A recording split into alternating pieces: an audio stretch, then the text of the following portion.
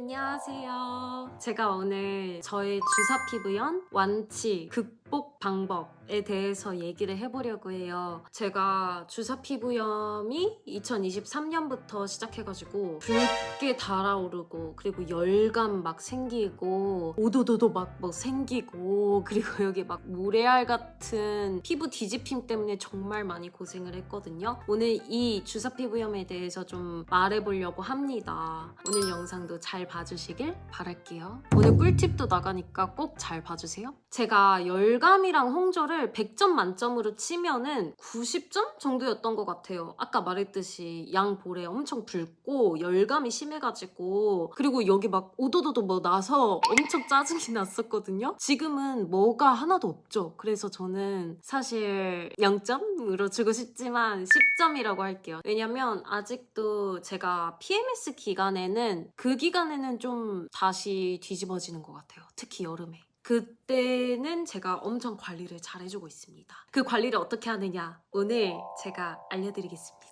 제가 가장 힘들었던 게 이 볼 쪽 열감이었거든요. 항상 여기가 뻘겋게 달아올라 있고 좋았다가 나빴다가 이게 끝없이 반복을 했었어요. 그러다가 올해 2월쯤부터 드디어 재발 없이 안정된 상태를 유지하고 있거든요. 치료를 제가 처음에 알아봤을 시기에는 하루 종일 그 검색만 해봤어요. 대체 왜 나한테 이 주사 피부염이 생겼을까? 그리고 이 치료 과정에 있어서 뭐 레이저도 있고 연고도 있고 먹는 약도 있고 다양하잖아요. 그게 레이저가 정말 효과가 있는 건지, 혹시 오히려 더 안 좋아지진 않는지, 이런 것들을 고민을 했었거든요. 뭐 하나를 찾으면은 또 다른 걱정이 몰려들고 그런 고민들이 생기더라고요. 그래서 막상 치료를 시작해도 한 번에 확 달라지는 것도 아니었었어요. 그래서 조급함도 많았고요, 저는. 그래서 저는 생각을 해봤어요. 그래도 6개월 이상 안정적으로 유지됐을 때 그때 한번 여러분들과 얘기를 해보자. 지금이 그 시점인 것 같아서 이 영상을 만들게 됐습니다. 오늘은 피부과 치료 위주로 먼저 얘기를 해볼게요. 그리고 이후에 홈케어나 생활습관 같은 경우는 제가 다음 편에서 따로 말씀을 드려볼게요. 치료의 핵심 3가지. 올라온 염증을 먼저 가라앉히는 것. 2번째, 무너진 피부 장벽을 다시 세우는 것. 3번째, 늘어나버린 혈관을 되돌리는 것. 이 3가지를 어떤 순서로 어떻게 접근하느냐에 따라서 경과가 꽤 많이 달라지거든요. 저는 일단은 먹는 약, 바르는 약, 레이저, 이 순서대로 한번 가볼게요. 첫 번째, 먹는 약입니다. 보통 미노신 정말 많이 들어봤을 거예요. 여드름 났을 때 먼저 처방해 주시는 게 미노신이잖아요. 처방해 주실 때도 의사 선생님이 밥을 꼭 먹고 드셔주세요. 식후 30분 후에 이제 먹으라고 하시거든요. 이게 좀 저한테는 울렁? 약간 그 머리가 어지럽다라고 해야겠죠? 좀 그런 게 있는 거예요. 그래서 제가 주사 피부염 진단받았을 때도 미노신을 먼저 처방을 받았었는데, 그 어지러움증이 있어서 이후에 선생님한테 말씀드렸더니 독시사이클린으로 바꿔주셨어요. 그것도 똑같이 이제 염증을 제거하는 것 중에 하나긴 하거든요. 피부에 올라와 있던 오돌토돌한 염증이나 가렵고 따가운 증상에는 확실히 도움됐었어요. 다만 제가 가장 괴로웠던 뭐 열감이나 홍조 같은 경우에는 직접적으로 줄여주는 느낌은 없었어요. 이거는 모든 분들이 다 공감하실 거예요. 그래서 제가 이거를 쭉 먹기보다는 좀 나빠졌을 때 그때 복용을 했었거든요. 그리고 전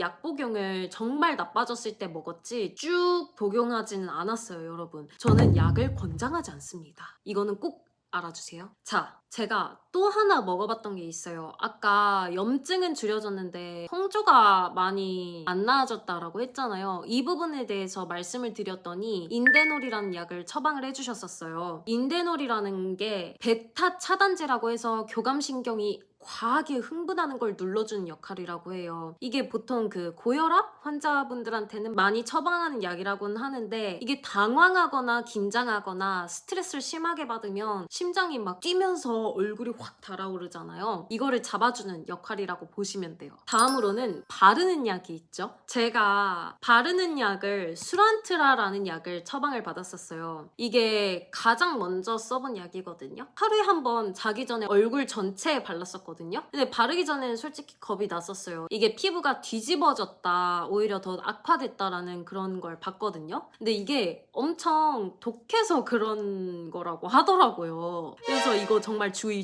근데 저는 그때 엄청 달아오르고 뭐 오도도도 났었을 상황이었으니까 바르긴 했었어요. 실제로 4, 5일 때쯤 됐었을 때 갑자기 염증이 확 올라왔었어요. 확 올라오다가 갑자기 제가 이거를 발라도 될까? 이거 계속 발라도 될까? 좀 고민이 많아졌거든요. 그래도 처방 받아주신 대로 해보자 라고 해가지고 그냥 쭉 발라봤거든요. 바로 좋아졌어요. 바로 좋아진 게 저는 너무 신기한데 그래도 효과는 꽤 있었다라고 얘기를 해드리고 싶어요. 특히 저는 여기 이 볼 쪽 아니면 이런 쪽에 모래알같이 뭔가 난 게 엄청 스트레스였거든요. 수란트라 쓰고 나서 그 질감이 한결 부드러워진 거예요. 그거는 정말 좋았어요. 한 달 정도 사용했을 때 저는 꽤 만족스러웠고 두통 조금 안 되게 사용했을 때는 이 정도면 됐다 싶어가지고 자연스럽게 중단했습니다. 저처럼 자연스럽게 중단하셔야 돼요. 진짜 이게 제형이 좀 무겁고 끈적한 부분이 있어서 그런지 오래 쓰기에는 좀 부담이 있더라고요. 다음으로는 스티바 A 가 빠질 수 없죠. 근데 주사 피부염인데 스티바 A? 라고 하실 수 있을 텐데 저는 그때 당시에 여드름도 같이 있었거든요. 여드름이 이마 라인에 있어가지고 이게 색소 침착이 되어버린 거예요. 그리고 저는 여기 약간의 나비존 쪽에 원래 모공이 없었거든요. 어렸을 때. 근데 조금씩 커지는 느낌이 제 체감상 있는 거예요. 그런 게 있어가지고 선생님한테 고민을 얘기를 했더니 약간은 써보라 라고 하셔가지고 제가 그 제품을 발라봤거든요. 제가 그때 고민했던 부분, 색소 침착이 되어 있었던 부분 이쪽을 이제 0.01로 써가지고 제가 엄청 조금 발랐거든요. 근데 혹시나 괜찮을까 싶어가지고 발라봤었어요. 발라봤었는데 바로 접촉성 피부염이 생기더라고요. 접촉성 피부염이 생기자마자 엄청 달아오르고 아까 말했듯이 수포 엄청 생기고 우도도도 생기고 화장도 그때 못하겠는 거예요. 그래서 화장도 다 끊고 그때 보습만 채워줬었어요. 그래서 볼에는 아예 안 쓰고 T존만 아주 가끔씩 쓰고 있습니다.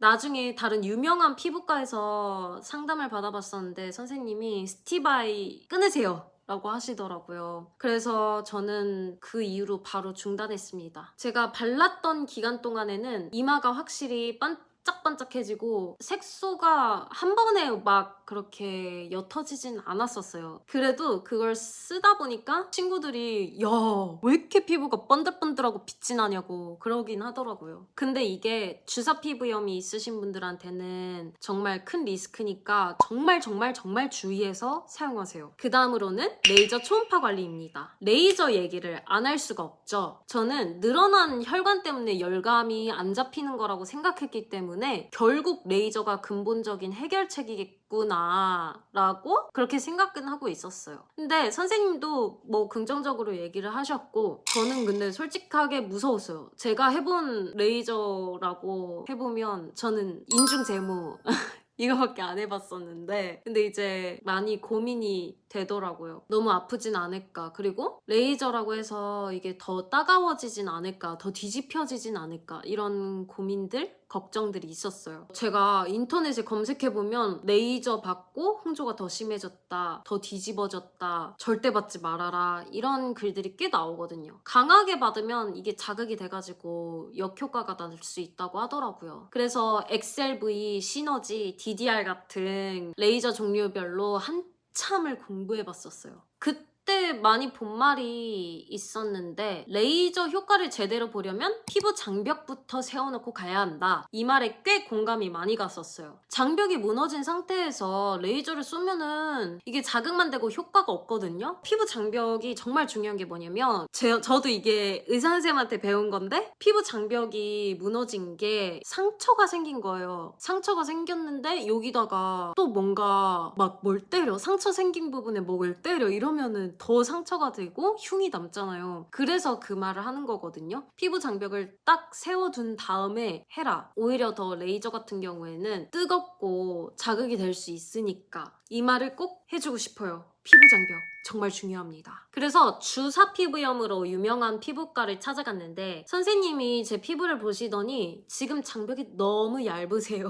그래서 피부가 약한 상태에서 레이저를 들어가게 되면은 안 되니까 초음파 관리를 먼저 해보라 라고 하셨어요. 소노스타일러라는 건데 LDM이랑 비슷한 장비예요. 피부 장벽을 좀 더 단단하게 만들어주는 그런 역할을 한다고 해요. 그래서 제가 먼저 몇 회 받아봤고요. 그 기간 동안 매일 크림 하나를 꾸준히 써줬거든요. 뭐 보습제를 바르면 따갑거나 끈적거려서 제 피부에는 못 버텼었어요. 제가 그 장벽 크림만 해도 막 올리브영이 있는 거 하나씩 다 써봤거든요. 근데 이거거든요. 이 트루멜로디 장벽 크림이거든요. 이 크림이 증류수 베이스라 자극이 거의 없고 크림인데 로션처럼 가볍게 발려서 편했어요. 안 바르면 너무 건조하고 열감이 심했거든요. 그래서 레이저 전후로 다른 건 안 쓰고 이거 딱 하나만 발랐습니다. 트루멜로디 하이드라 필크림. 이게 한번 보여드려 볼게요. 제가 이걸 하나 다 써가지고 새로 가져온 건데요. 이게 향이 그리고 또 없어요. 향도 없는 거 사용하셔야지 피부에 그래도 안심되게 사용할 수 있어요. 이런 크림인데 되게 질감이 엄청 거려요. 근데 이 제품이 진짜 좋은 게 뭐냐면 아까 보셨듯이 정말 가벼운 질감에 근데 이게 엄청 흡수도 잘 되고 여름에 바르기 정말 좋거든요. 그리고 안 끈적끈적거려요. 그래서 여름에 바르기 정말 좋아요. 그리고 가장 좋았던 거는 이게 장벽 크림이잖아요. 그래서 이 피부에 있는 수분이 날아가지 않게 뭔가 한 겹 싹 덮인 느낌이랄까요? 지금도 이 손이 엄청 촉촉해졌어요. 이 보이죠? 그래서 이 제품을 상당히 애용하고 있습니다. 이렇게 하고 고주파 레이저로 가볼게요. 장벽을 어느 정도 올린 다음에 약한 강도로 레이저를 시작했어요. 처음에 받은 게 고주파 레이저였거든요. 피부 위를 문질문질 하면서 진피 쪽에 열을 전달해주는 방식이에요. 솔직히 처음에는 이게 의아했어요. 이게 그냥 따뜻한 게 지나가만 가다 보니까 나는 혈관 레이저를 받으러 온 건데 왜 고주파를 하지? 이런 생각이 들었거든요. 막상 여쭤보니까 고주파가 진피층을 자극해가지고 콜라겐 생성을 도와주고 피부 안쪽 환경 자체를 튼튼하게 만들어주는 그런 역할을 한다고 해요. 그래서 이게 몇 회 받으면서 크림도 열심히 바르고 그러다 보니까 밤마다 올라오던 이 열감이 확실히 줄었어요. 잠자리에 누우면 볼이 확 달아오르면서 일어나면 제 볼이 빨개져 있거든요. 여름이던 겨울이던 항상 그랬던 것 같아요. 근데 이제는 좀 관리를 잘 해주다 보니까 그런 게 눈에 띄게 줄었어요. 고주파 레이저 만족도는 저한테는 꽤 나쁘지 않게 만족했습니다. 다음으로는 혈관 레이저입니다. 더마브이 V빔. 고주파로 기반을 좀 잡은 다음에 본격적으로 홍조를 잡고 싶어서 혈관 레이저도 받아보고 싶다고 말씀드렸어요. 선생님이 아주 약한 강도로 시작해보자 라고 하셔가지고 더마브이랑 V빔을 섞어서 받아봤었거든요. 솔직히 한두 번 받는다고 마법처럼 달라지진 않아요. 여러분 아시죠? 레이저는 5번은 받아야 된다는 거. 이거는 한두 번 받는다고 기대를 좀 높이시면 안 돼요. 저도 막 10회 이상 받아봤기도 하고 그러니까요. 근데 이게 받아보니까 확실히 전보다 열감이 좀 나아진 것 같다, 뭐 덜한 것 같다, 피부가 예전만큼 예민하진 않네? 이런 변화가 조금씩 느껴졌거든요. 그래서 제 결론은 이래요. 장벽을 먼저 올려놓고 약한 강도로 조심스럽게 레이저를 써보는 거는 해볼만 하다. 다만 치료 기간은 넉넉하게 잡아야 한다. 진짜 도중에 이게 피부가 뒤집어지면 다시 또 시작해야 되니까 관리 정말 잘해야 돼요. 그 중에서 피부 장벽 이거는 정말 꼭 지켜주셔야 합니다. 지금은 증상이 많이 안정돼서 V빔이랑 리쥬라닐러를 병행해서 받고 있어요. 리쥬란이 장벽 강화나 염증 완화에 도움이 된다고 해서 같이 진행하고 있는데 이 부분은 나중에 다 끝나면 효과가 어땠는지 정리해볼 생각이에요. 여기까지가 제가 피부과에서 받은 치료 이야기인데요. 3년 동안 느낀 거는 피부과 치료가 급한 불을 끄고 막 폭발할 것 같은 그런 피부를 잠재우는 데는 효과가 정말 좋았어요. 이건 너무 그런데 그렇게 눌러놓은 상태를 매일매일 유지하는 게 정말 어려운 거라고 생각하는데, 결국 내가 집에서 뭘 하느냐, 뭘 입고 뭘 하고, 그리고 어떻게 생활하느냐, 이런 거에 달려있거든요. 그래서 다음으로는 제가 클렌징, 보습, 운동 같은 제가 직접 해본 자기관리 방법에 대해서 좀 더 다뤄보려고 해요. 그렇다면 오늘도 영상 봐주셔서 정말 감사하고요. 다음으로는 제가 저의 라이프를 어떻게 살아왔는지 얘기해보려고 해요. 그러면 오늘도 좋은 하루 되세요. 안녕.